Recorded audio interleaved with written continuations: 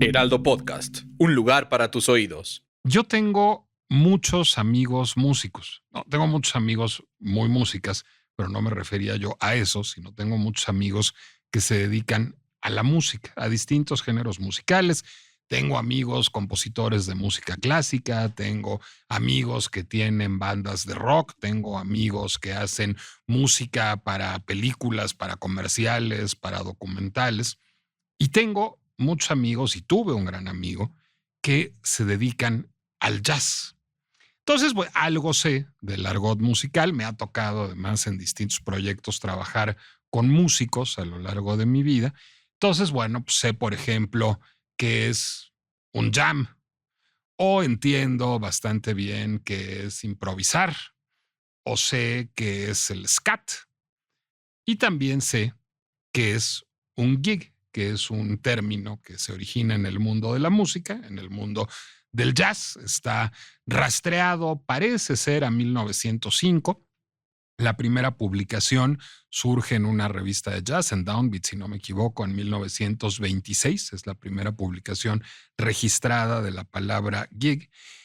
Y la palabra es de origen incierto, cosa que también es curiosa. No se sabe si en realidad proviene de una raíz de alguna lengua africana, que era Gigi, que significaba juguete o sonaja, digamos, para un niño. También podría provenir del jig, que era una danza medieval. No se sabe, también podría provenir de gig, que es un dialecto, una forma dialectal para hablar de un carruaje en el argot creol de Nueva Orleans, pero en realidad no se sabe de dónde viene gig. Lo único que se sabe es que desde principios del siglo XX lo usan los músicos, particularmente de jazz, pero luego ya migró al rock, al pop, incluso al clásico, a todas partes, para hablar de lo que en español llamamos una tocada o un hueso. Normalmente cuando los músicos sí quieren tocar lo que van a tocar, dicen que tienen una tocada. Cuando dicen que no quieren tocar lo que van a tocar, dicen que tienen un hueso. Es decir, tienen una tocada cuando van a estar muy contentos en el 5, digamos, echándose un palomazo. Tienen un hueso cuando van a tocar con Paulina Rubio en un estadio para tener un cheque, pero son más o menos equivalentes los dos términos a la palabra gig. Y a partir de esto, el término en tiempos recientes fue utilizado para hablar de una forma de la economía contemporánea que es conocida como la gig economy, es decir, la economía del hueso o la economía de la tocada, y que no, digamos, ocupa particularmente a los músicos. Yo entiendo bien esa forma de economía porque, para serles franco, yo me he movido en esa economía casi toda mi vida. A ver, haré una revelación cataclísmica. Yo no soy empleado del Heraldo de México. No soy empleado de Heraldo Media Group. Tampoco soy empleado de Latinus y tampoco soy empleado de la Universidad de Guadalajara. No crean, aquí todos me tratan muy bien y no soy explotado ni mucho menos. Soy adecuadamente o inadecuadamente, pero al fin compensado por mi trabajo aquí o en Latinos o en la Universidad de Guadalajara, pero en los tres lugares soy un prestador de servicios. Es decir, pues yo le vendo al Heraldo una columna y un podcast, le vendo a Latinos una pieza de cultura, le vendo a la Universidad de Guadalajara una asesoría para ciertos productos de comunicación y para organizar mesas en la Feria Internacional del Libro. Tengo un contrato con los tres lugares, pero es un contrato de prestación de servicios. Yo soy un prestador de servicios. ¿Y por qué no soy empleado? Pues porque ellos no me quieren contratar, pero, para ser franco, yo tampoco quiero que me contraten. Es decir, me da flexibilidad funcionar así. Porque si a mí me dijeran, oye, tienes que llegar aquí al Heraldo a las 7 de la mañana y te tienes que ir a las 5 de la tarde y tienes 2 horas para comer en medio y tienes tantos días de vacaciones, pues no se me antojaría mucho. Además, no podría trabajar también en Latinos, no podría estar yendo a Guadalajara cada rato para trabajar en la UDG, no podría tener una empresa en donde tengo mis clientes. Ahorita voy a hablar más de eso en un momento, porque también va a ser relevante, pero a mis clientes, porque esos son en esencia, les funciona que yo sea su prestador de servicios y a mí me funciona ser su prestador de servicios. Ahora, tiene su lado malo. Pues vacaciones, no, pues ¿qué es eso? Yo no tengo vacaciones. Es decir, si yo me voy de vacaciones, pues le tengo que dejar el podcast hecho y la columna hecha al Heraldo y la pieza hecha a Latinos y le tengo que dejar sus entregables del mes a la UDG. Pues no hay de que ya me fui de vacaciones y págame mis vacaciones. Si me enfermo, pues yo tengo que rascarme con mis propias uñas y tengo que ver si voy al hospital o no voy al hospital o cómo me atiendo. Ahorita me acaban de operar la vesícula, pues ¿quién pagó esa operación de vesícula? Pues por lo pronto yo, y esperemos que me lo reembolse el seguro de gastos médicos mayores que contraté con un privado. Bueno, y además les confesaré, por fortuna, tengo IMSS. ¿Por qué tengo IMSS? Porque fui empleado en alguna época. Yo fui empleado de Televisa durante muchos años, durante 9 años fui empleado de Televisa y ahí como estaba en nómina sí me dieron un IMSS. Luego fui profe en Centro de Diseño, Cine y Televisión, profe de semiótica, lo he dicho muchas veces y ahí me conservaron mi IMSS. Pero luego cuando dejé de dar clase en centro dije, ¿y ahora qué hago? Entonces, por fortuna, yo tengo una empresa y ¿qué creen? Me contraté. Y como soy socio de mi esposa en esa empresa y ella es la que paga y me paga el salario mínimo, pues lo que digo es que así justiprecia los favores que le suministro. Pero bueno, más allá de que eso sea un reflejo de la calidad de los favores que le presto a mi esposa, pues ese salario mínimo me permite estar afiliado al IMSS y seguir cotizando en el IMSS y a mí eso me importa mucho para tener acceso a la seguridad social. Lo que quiero ahora que termine de pagar la hipoteca de mi casa es contratar un sistema de ahorro para el retiro. ¿Por qué? Pues porque yo no tengo un ahorro más que mi casa y necesito proteger mi vejez. ¿Me funciona? Sí, sí me funciona. Es una elección mía. Yo elegí vivir así. He sido empleado muy poquitas veces en mi vida. Lo fui en Televisa 9 años, lo fui en la UNAM 7 meses y medio y creo que nunca más he sido empleado. Pero eso me funciona. Bueno, fui empleado de centro como maestro y eso me funciona bien. ¿Por qué me funciona bien? Bueno, de entrada me funciona bien porque gano lo suficientemente bien para pagarme un seguro de gastos médicos mayores. Me funciona porque puedo yo mismo contratarme y otorgarme seguridad social porque yo mismo soy empresario, porque en algún momento tuve la posibilidad de constituir una empresa, la posibilidad de pagar un notario, la posibilidad de pagar un abogado, porque pago un contador, es decir, porque tengo los medios para vivir en la economía del gig. Y eso no era tan frecuente antes. Ahora es muy frecuente, pero para gente que compartiendo un poco el estilo de vida que yo tengo, el estilo de vida de rascarse con sus propias uñas cuando está enfermo, de vivir a salto de mata, de ver si se paga un seguro de gastos médicos o no, de tener que pues, organizar las cosas para tomar vacaciones porque nadie se las va a dar, pero en condiciones mucho menos privilegiadas. ¿A quién se parece mi chamba, solo que en mi caso en condiciones privilegiadas? A la de los choferes de Uber, a la de los repartidores de Rappi, a la de todas esas personas que dependen de lo que ahora llamamos la economía colaborativa y que tienen un estatuto legal hoy que no es el de empleados, sino, dice, por ejemplo, la legislación estadounidense, la de contratistas independientes. Hace unas semanas, un muy querido escucha de La Pinche Complejidad, Luis Vidal, llamó mi atención hacia un foro de discusión en el que él estaba presente como público y pues de pronto vio que se hablaba de la iniciativa de ley para formalizar el empleo de los trabajadores de plataformas digitales en México, una iniciativa del gobierno federal que proviene del Poder Ejecutivo, y veía que esto se discutía y que había no solo resistencia por parte de las empresas, de empresas como Uber, como Didi, como Lyft, sino que había incluso resistencia por parte de algunos trabajadores. Decían que esto les podía restar flexibilidad, decían que esto les podía imponer una carga horaria que no querían. ¿Son empleados los trabajadores de las plataformas digitales o son contratistas independientes? ¿O será que, como dijo en un editorial en el New York Times hace poco, la propia CEO de Uber, cuando el problema hizo agua en Estados Unidos, en realidad lo que son es una tercera cosa y las categorías laborales ya no bastan para entender cómo se mueven el mundo del trabajo y la economía en tiempos contemporáneos. ¿Qué hacemos con los trabajadores de las plataformas digitales? ¿Regular o no regular? ¿Y hacia dónde?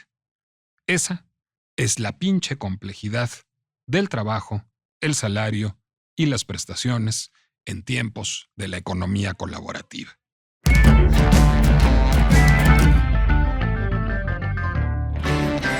Soy Nicolás Alvarado, me da muchísimo gusto darles la bienvenida a La Pinche Complejidad, el podcast de El Heraldo Podcast, en donde tomamos un problema, pues casi diré que de la vida cotidiana, como el Uber que abordamos o que manejamos con alguna frecuencia quienes escuchamos esto, y lo complejizamos aún más. Y vaya que este tiene antecedentes de haber sido complejizado, porque es una disputa que está en el mundo del trabajo, pues yo diría prácticamente desde el año 2017, 2018, cuando surgieron las primeras protestas en España de manera muy señalada por la falta de regulación laboral de las plataformas digitales y que después se ha extendido a casos muy descollantes como en el Reino Unido, como en el estado de California. De todo eso hablaremos. Es un problema, yo diría, eminentemente económico, por un lado, y laboral, por otro. Por fortuna, yo tengo un amigo economista que sabe mucho del mundo laboral y que está obsesionado con el salario. Tan está obsesionado con el salario Ricardo Becerra Lagunes que si ustedes celebran hoy que el salario mínimo esté desindexado en nuestro país, que el salario mínimo pueda aumentar sin estar indexado a la inflación, bueno, esa idea original es de Ricardo Becerra cuando trabajaba con Salomón Chertorivsky como secretario de Economía de la Ciudad de México. Ricardo y Salomón fueron los grandes apóstoles de esa idea que primero adoptó el gobierno de Miguel Ángel Mancera y después, mucho después, el presidente Andrés Manuel López Obrador, uno de sus escasos aciertos, hizo suya afortunadamente, y a mí esa es una de las razones que me da mucho orgullo ser amigo de Ricardo Becerra, con el que estoy en desacuerdo en casi todo, casi siempre, porque él es un comunista rijoso y yo soy un liberal impertérrito, pero me temo que en este caso hasta vamos a estar de acuerdo, querido Ricardo. Parece que sí. ¿Cómo estás, Nicolás? Pues a ver, queriendo entender, básicamente, ¿son trabajadores o no son trabajadores? Y creo que aquí es importante porque un trabajador pues tiene un horario, tiene un jefe, tiene una carga horaria, tiene que checar tarjeta y esa es un poco la reivindicación que hacen las plataformas digitales. Dara Khosrowshahi, de apellido impronunciable pero de cargo envidiable, es la CEO de Uber. Escribía en un editorial del New York Times en agosto de 2020 justamente que hacía falta una tercera categoría y un tercer, digamos, esquema de protección social para los trabajadores de las plataformas digitales. ¿Tú estarías de acuerdo con eso, Ricardo?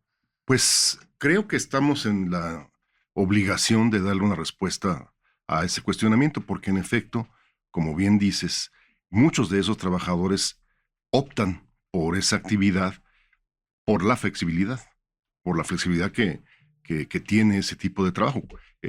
Trabajan, laboran cuando quieren. Sin embargo, como dicen los españoles, ¿no? O como dicen los abogados laboralistas en California, son trabajadores en el sentido de que ofrecen y crean un beneficio a otro y a su empresa.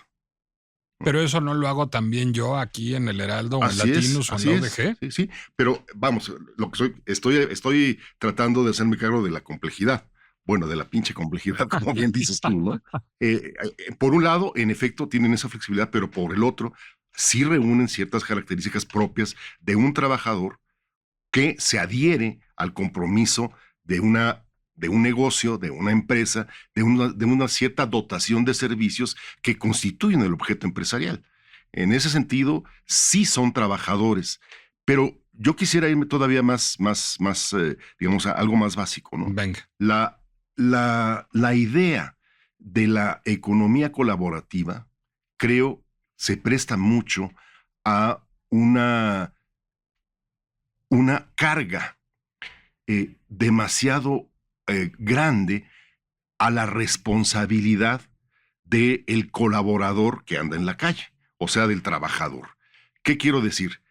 en esa empresa, esa empresa no invierte ni en el coche, ni en la bicicleta, ni en la motocicleta, ni en la gasolina, ni en los, digamos, insumos básicos para trabajar que tienen esos colaboradores o esos trabajadores, ¿no? Al prescindir de ese tipo de gastos y ese tipo de costos, tendría que haber una obligación de la empresa con la infraestructura con la que trabaja y proporciona sus servicios, ¿no? A ver, déjame poner ahí la diferencia. El Heraldo le paga a Fede para que grabe este podcast, a Melissa para que lo produzca, compró los micrófonos, compró la consola, lidia con Acast, lidia con Spotify, es decir, aporta, digamos, a la relación una serie de insumos de infraestructura que yo no tengo que poner para que yo nomás tenga que ser amigo de Ricardo, invitarlo y venir a echar el choro aquí. No es el caso de las plataformas digitales que no le dan básicamente nada más que la aplicación al usuario, al chofer, quiero decir. Eso, exactamente. Creo que ese aspecto es crítico para comprender que la escasa obligación que se autoasigna la empresa frente a sus trabajadores, ¿no? Frente a sus contratistas, como dicen en Estados Unidos. De esa suerte, me parece, sí hay un enorme desbalance entre el poder que tiene la empresa multimillonaria, ¿no? Y el poder que tienen pues, cada uno de los trabajadores individuales, que además están atomizados y sin posibilidad de reivindicar ningún tipo de derecho, ningún tipo de prestación adicional. Esto, creo, genera un sistema de mucha injusticia en el mundo laboral mexicano por una razón adicional, y es que a la hora buena, a la hora, digamos, de los momentos críticos de la vida social, son precisamente esos trabajadores, como lo vimos en la pandemia, los que declaramos esenciales, los que no pueden dejar de laborar, los que dan un beneficio a la sociedad que es insustituible e imparable, que no puede ser detenido nunca, ¿no? Y sin embargo, son asimismo los trabajadores más precarizados y los trabajadores que tienen menos insumos y menos recursos de su empresa para trabajar. Ahora, yo creo que el origen del problema está en el origen mismo de la economía colaborativa y te diré un poco de todo el universo de lo digital. Es decir, yo creo que aquello era un poco como el salvaje oeste, y el salvaje oeste que era visto con desprecio en el mundo de las políticas públicas, en el mundo de las políticas fiscales, en el mundo de la empresa incluso. Es decir, cuando la norma no era que el mundo digital fuera transaccional, pues de pronto alguien dijo, mira, si yo tengo una aplicación, puedo juntar choferes con gente, choferes con coche, con gente que necesita un coche, y qué padre, no tengo que pagar impuestos, no tengo que pagarle a nadie, lo único que tengo es que lograr que la aplicación esté en la mayor cantidad de teléfonos posibles y que la mayor cantidad de coches y choferes se afilien a esto. Era un modelo de negocio que funcionaba muy bien en esa lógica del salvaje oeste, o sea, en esa lógica de vamos a la quimera de oro, corramos todos a California a extraer pepitas de la tierra y del agua, pero no era sostenible. Es decir, naturalmente, pues eso se iba a convertir en negocios multimillonarios globales que iba a ser muy complicado sostener en un modelo que pues es francamente carente de gobernanza en el origen. No está hecho porque no había ni siquiera patrones de gobernanza. Es decir, si Uber o Rappi o Lyft o Didi o la que quieras hubiera querido acogerse a una legislación laboral o fiscal, pues no había. Es decir, porque aquello era completamente nuevo. Sin embargo, ya pasaron muchos años, ya pasó una década o más de que sucedió todo esto y el mundo cambió y se empieza a legislar en ese sentido. Ahora, el problema, creo, es un problema de falta de visión. Se ven muy aterradas las empresas de economía colaborativa, las empresas de automovilismo, las empresas de repartición de víveres, porque pues, el modelo del negocio no lo soporta. ¿Hubo ahí una falta de visión por parte de las empresas, Ricardo? Pues yo creo que no.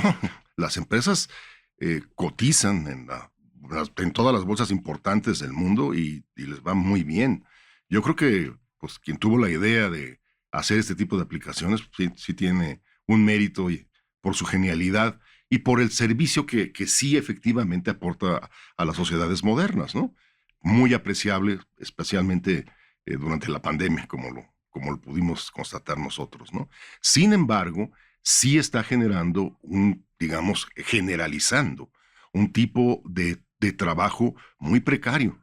Y es ahí, en estos sectores, donde, por ejemplo, hoy mismo se verifica la mayor cantidad de pobreza laboral en México.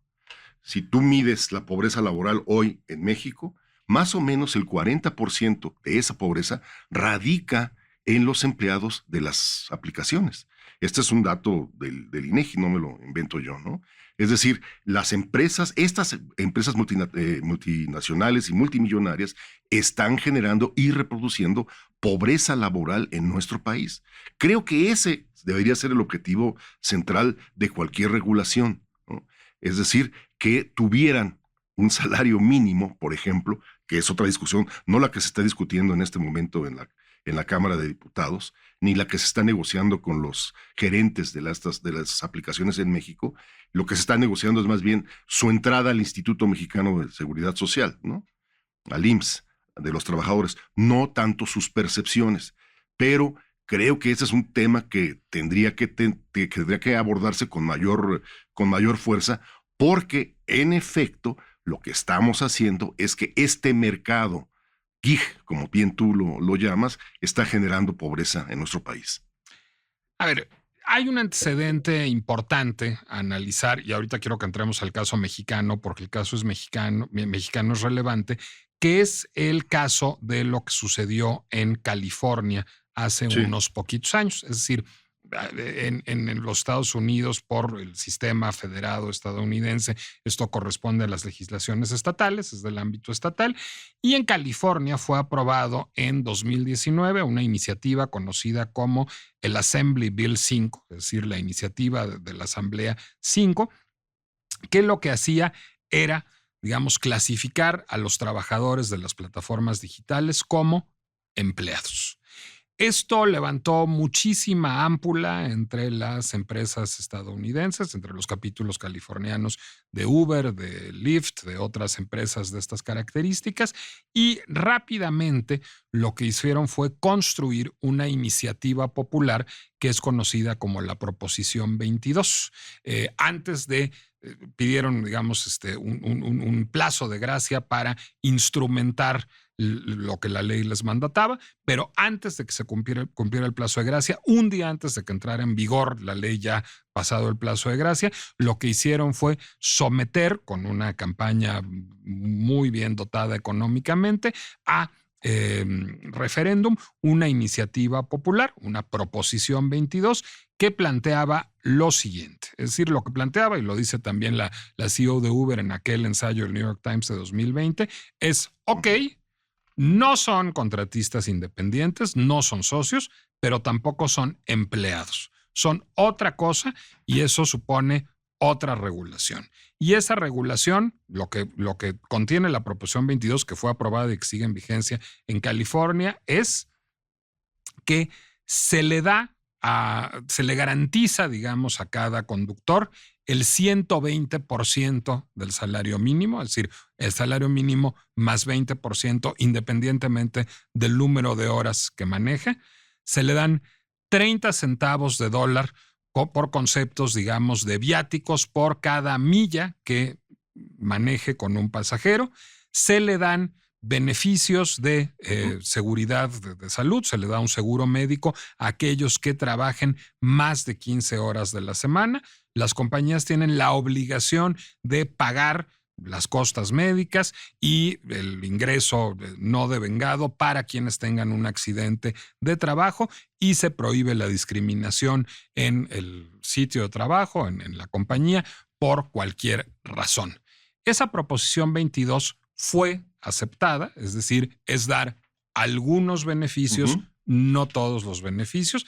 Después fue muy impugnada por muchas asociaciones de representación del mundo del trabajo en California. Sin embargo, fueron derrotadas y la Proposición 22 sigue vigente en California y se ha vuelto un modelo para otros estados de Estados Unidos. ¿Qué mundo es mejor? ¿El de la Proposición 22? ¿El de lo que está pasando en México, el de la iniciativa de ley que presentaron la presidenta Sheinbaum y la secretaria alcalde, o ninguna de las dos y hay que pensarlo de otra manera?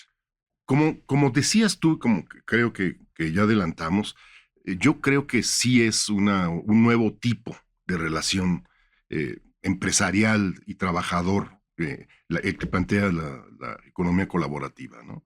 La flexibilidad es creo, la clave, y tú lo ilustrabas muy bien con tu propio ejemplo, ¿no? Pero me parece que el mundo que genera la iniciativa 22 es mucho mejor que el que tiene México, y que tendríamos que aspirar a algo así. Yo me centraría en las dos cosas más importantes que creo son las demandas de los trabajadores reales, con los que uno puede platicar cuando nos dan ese servicio. Uno es el salario y dos, tener cierta seguridad social. Son esas dos columnas las que la iniciativa 22, por ejemplo, toma en cuenta, además de manera muy, muy, muy elocuente, ¿no? Y que incorporan pues a una, digamos, a una atenuación, un atenuante del abuso y de la explotación que en efecto sí sufren muchos de esos trabajadores, ¿no? Yo recuerdo en la pandemia muchos casos digamos, de excesivo uso de estos trabajadores hacia hospitales, hacia lugares de residencia de ancianos, etcétera, es decir, lugares con alto grado de contagio que sin embargo no accedía nadie, ni quería acceder nadie más que los trabajadores del Uber, ¿no? O del Uber Eats.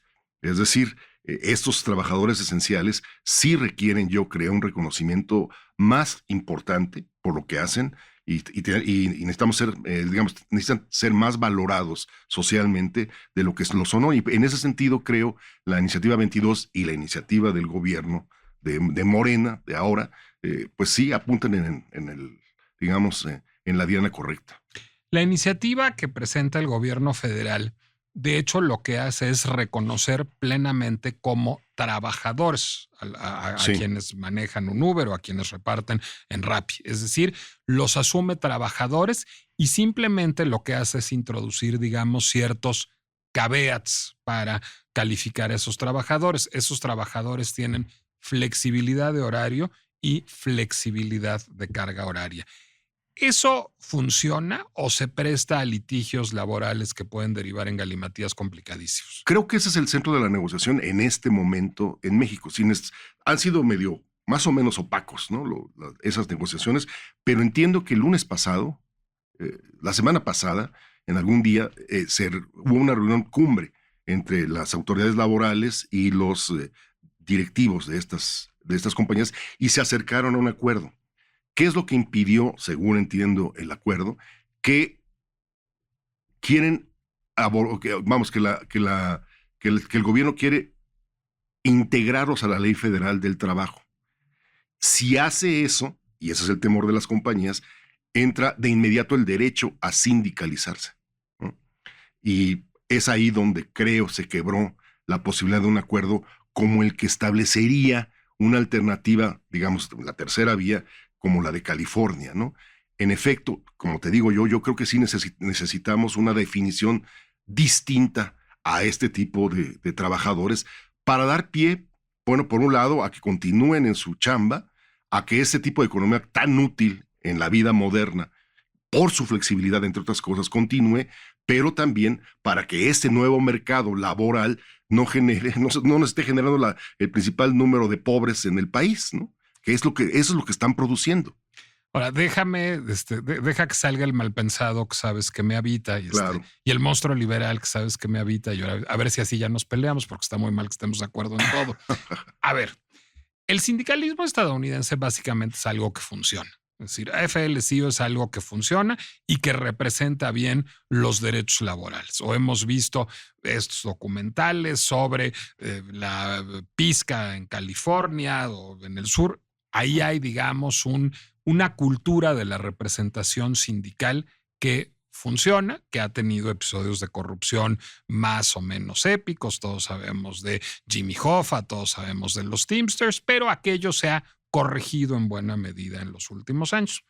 El sindicalismo mexicano, caray, tengo menos cosas lindas que decir de él.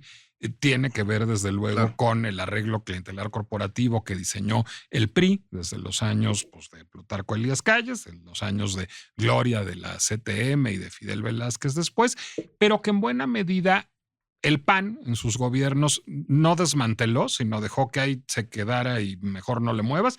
Y Morena capitalizó. Es decir, realmente, pues en México los sindicatos son grandes aparatos corporativos electorales. Eso es lo que son. ¿No hay un poco un ojito de Morena hacia ahí a la hora de proponer una iniciativa de este tipo? Yo creo que es evidente, ¿no? De hecho, quien ha impulsado con más enjundia esta iniciativa desde el lado oficialista, digamos, no fue ni siquiera la exsecretaria Luis Alcalde, ¿no? Sino su papá, el abogado laboral alcalde, que pues es un convencido pro sindicalista en México y a lo mexicano también, ¿no? Entonces, pues sí, es inocultable esa intención de parte de Morena, pero yo creo que se equivocan al poner el acento de la regulación ahí, en la capacidad o en el derecho de organizarse de los trabajadores, que sí es una cosa que hay que discutir, por supuesto. Yo insisto, la parte más importante en este momento para la regulación tendría que ser en la parte salarial. No pueden ganar menos del salario mínimo. Hay quien gana menos del salario mínimo. Ahorita te doy un dato. Y dos, el acceso a la seguridad social. Creo que ahí tendría que hincarse el diente, todo el diente, en esta primera parte de la negociación, que se acerca mucho a lo que pasó en California. Lo de la sindicalización, pues va a ser un problema siempre, porque pues puede convertirse fácilmente en en un botín de nuevo, ¿no? Un botín inservible para los derechos de los trabajadores. Déjame rizar el rizo y hablar a otro tema que nos es caro, que es el seguro popular. Si existiera el seguro popular, esto no sería un problema. Es decir, lo que podría hacer es promover una afiliación empresarial, no quise decir corporativa porque suena a corporativo clientelar y claro. no iba yo por ahí, al seguro popular. Es decir, lo que hace necesario volver los trabajadores y por lo tanto otorgarles derechos sindicales es que pues es el IMSS o no hay de otra, ¿no? Claro, así es. Y pues es otra vez el gobierno que se muerde la cola. Hace algunas cosas buenas, pero hace tantas cosas malas que incluso las buenas acaban siendo engullidas por esta situación, ¿no? El dato que te quería dar me parece es relevante. Del gasto total, digamos, del gasto empresarial que se genera para dar los servicios en Uber, ¿no? El 70%, el 75% está a cargo de los trabajadores, ¿no? Está a cargo de quienes nos sirven. El 20% de la empresa por la aplicación, por ciertos impuestos, etcétera, y ya.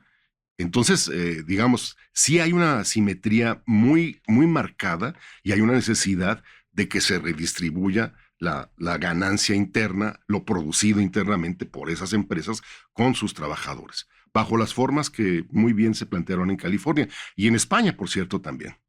Aunque en España sí son trabajadores, ¿no? Sí, también.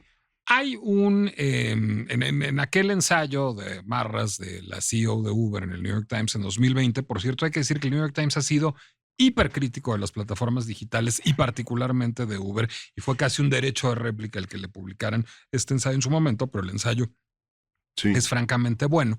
Una de las cosas que dice ella es, a ver, el problema es que si nosotros empleamos a todos los que hoy son socios o contratistas independientes, no nos va a alcanzar para pagarles a todos. Entonces, lo que va a suceder es que la disponibilidad va a bajar porque vamos a tener menos unidades porque no podemos emplear a tantas personas y darles prestaciones y el servicio además se va a encarecer. ¿Eso es retórica capitalista malvada o hace algún sentido económico? No, yo creo que están en posibilidades de dar. Hay cálculos actuariales potentes. En California lo hicieron, ¿no? El Instituto de Economía del Trabajo lo hizo. Y en ese estudio se planteaba, fue justamente ese estudio el que planteó el asunto, digamos, de dar 30 centavos de dólar, creo que son 30 centavos de dólar por milla recorrida. Es decir, la empresa se está haciendo cargo de los insumos. Creo que en México, insisto, mientras esté tan desbalanceado el costo general del funcionamiento de la empresa, es posible repartir de otra manera esos costos entre la empresa y los trabajadores. O sea, lo que usted está diciendo es las utilidades de las plataformas son tan grandes que sí soportan otorgar esos beneficios laborales. Sí, así es. No sé, por ejemplo, yo no sé si las plataformas en México pudieran dar pues ese salario, ¿no? El 130 del salario mínimo, ¿no? Como es el 30% adicional. 20%. 20% adicional, sí.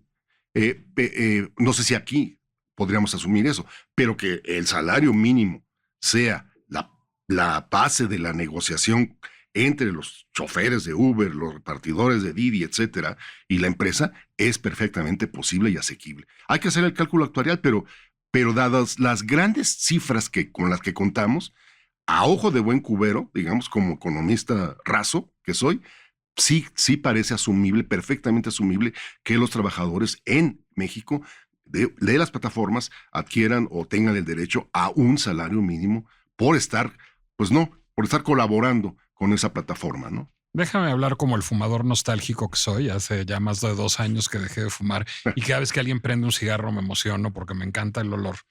Pero una de las razones de las que yo y muchos hayamos dejado de fumar es que al final era un vicio francamente incosteable. Digo, además de que hacía daño para la salud y me da taquicardia y esas cosas, pues al final, ¿cuánto cuesta una cajetilla de cigarros? 80 pesos o algo por el estilo. ¿Por qué?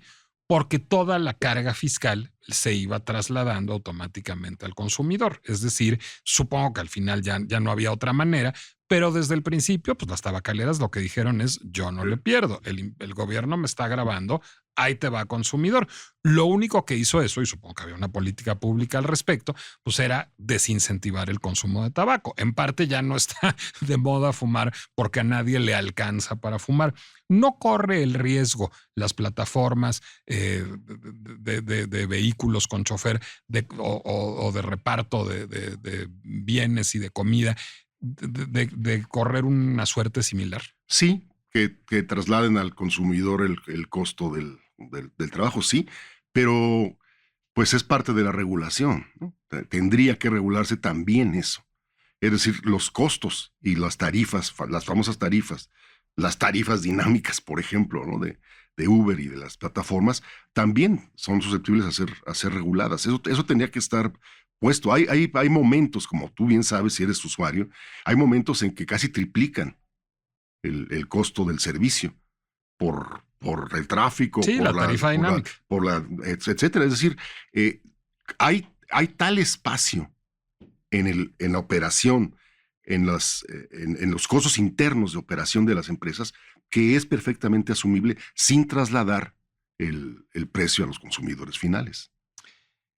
En la época en la que a ustedes les tocó, y me imagino que les tocó cabildear con la iniciativa privada, la desindexación del salario mínimo, ¿cómo lograron vencer esas resistencias del empresariado? Y te lo pregunto a manera de parábola para ¿cómo convences a Uber o a Rappi o a Didi o a Lyft de que esto tiene sentido? Mira, en aquel momento yo creo que se trató primero de una victoria cultural y política, ¿no? No se hablaba del salario mínimo precisamente por razones como las que acabas de aducir, ¿no? Que iba a causar inflación. Inmediatamente, pues, se duplicó el salario mínimo y no pasó nada de inflación. O sea, las empresas pudieron asumir fácilmente los costos. En México, va otro dato, Nicolás. En México, los costos empresariales generales en todas las empresas promedio, todas, chiquitas, medianas y grandes, el promedio del costo de la fuerza de trabajo es el 13% del costo total de operación.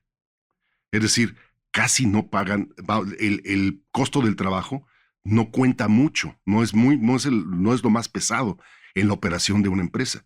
En Israel, por ejemplo, el costo laboral de las empresas es del 44%. Ahí una subida salarial es muy importante para la operación de la empresa. Aquí no. Y yo creo que nos está haciendo falta ese estudio actuarial y ese tipo de cálculos para acabar de disuadir a las plataformas. Cuando nosotros hicimos aquella desindexación en el 2016, lo que hicimos fue pues una gran discusión primero traer a muchos expertos internacionales. O sea, una suerte de parlamento abierto. Sí, muy, muy grande, foros, y nos dedicamos a ir a todos los espacios empresariales a presentarles nuestras cuentas. El cálculo actuarial, que sería el equivalente ahora, ¿no? Hacer una demostración matemática, con cifras, con datos ciertos, de que es posible realizar este ajuste en esta parte tan importante del mercado laboral, sobre todo urbano, en el México moderno, ¿no? ¿Cómo lo está procesando políticamente el gobierno federal? Yo creo que como lo hace casi en todo, ¿no? A través de la fuerza. O sea, chingadazo. Sí. Es decir, con presión, vemos casi en todas las decisiones del gobierno de Morena, no vemos justificación, no vemos estudio, no vemos los papeles técnicos que hagan posible y que demuestren la viabilidad de esto y del otro, casi en ningún área, ¿no? Casi en ningún área. Y no es la excepción. No han presentado, ni en público ni en privado, según entiendo, ningún cálculo que pueda demostrarle a las empresas la viabilidad de esta cuestión. Ahora, insisto, creo que se están equivocando en el gobierno al poner el acento en el derecho laboral de sindicalización, ¿no? Y de organización de los trabajadores, ¿no? Para mí, el acento en este momento es salarial y acceso a la seguridad social. Claro, pero eso no les da los réditos políticos que sí les da sindicalizarlos. Exactamente, estás pensando como yo. Ahora, esa es la ley que hay. Es decir, la iniciativa que hay es la que ya anunció la presidenta, la que ya presentó la Secretaría del Trabajo y la que más o menos pues, está garantizado que se va a aprobar como se aprueba toda nuestra legislatura. Pues hay una planadora legislativa y pues así como que les vayan a preguntar mucho al PAN, al PRI o MC qué opinan. No. Entonces, ¿es buena o es mala? Es decir, ¿mejor con esa ley o mejor sin esa ley?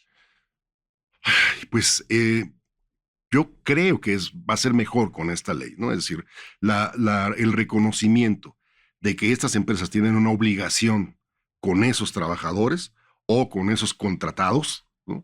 Es muy importante. Para mí sí es un avance. Que ese avance sea luego bien dirigido, pues eso es lo que está en cuestión. Pero me parece, insisto, que los que nos dedicamos a estas cosas estamos en obligación de hacer la demostración práctica, la demostración, digamos, científica, matemática, estadística, actuarial, de la viabilidad de que esto ocurra finalmente. Ricardo Becerra Lagunes, ¿dónde podemos leerte y dónde podemos seguirte en redes sociales? Bueno, en los lunes, en la crónica de hoy, ahí pueden ustedes echarse un chapuzón. Pueden y deben. Y básicamente soy tuitero X, Rick Beck, o sea, Ricardo Becerra, Rick Beck verdadero, porque hay uno falso, merodea también las redes, Rick Beck verdadero, Arroba Rick Beck verdadero. Arroba Rick Beck verdadero. Bueno, a mí me pueden seguir en Instagram y en Threads porque no tengo los arrestos del doctor Becerra, en Nicolás Alvarado Lector. Y les recuerdo que La Pinche Complejidad es una producción del Heraldo Podcast que pueden consultar en Apple Music, Amazon Music, Spotify, Deezer, YouTube o cualquier plataforma en la que acostumbren ustedes escuchar podcast. Les quiero recordar además que estamos muy contentos porque con esta emisión La Pinche Complejidad cumple 2 años al aire. Tenemos 2 años de venir a hablar aquí de políticas públicas y de moda, de arte y de teatro, de cocina y de baños, de códigos vestimentarios y de películas, de casi cualquier cosa que se les pueda ocurrir, porque todo lo que hacemos los seres humanos es pinche complejizable. Muchísimas gracias a todos quienes han acudido a La Pinche Complejidad a discutir estos temas con nosotros y muchísimas gracias a ustedes por ser una comunidad tan dinámica y una comunidad tan compleja con la que es una gozada dialogar todos los días a través de las redes sociales y por los tantísimos temas que nos han propuesto, como el caso de hoy. Nos despedimos. Esta fue nuestra emisión de segundo aniversario y yo me quedo con la idea. Creo que voy a venir aquí a hacer un meeting con pancartas y toda la cosa para que me reembolse el Heraldo los tantos libros que tengo que leer para hacer La Pinche Complejidad. Es una idea interesante. Nos escuchamos la próxima.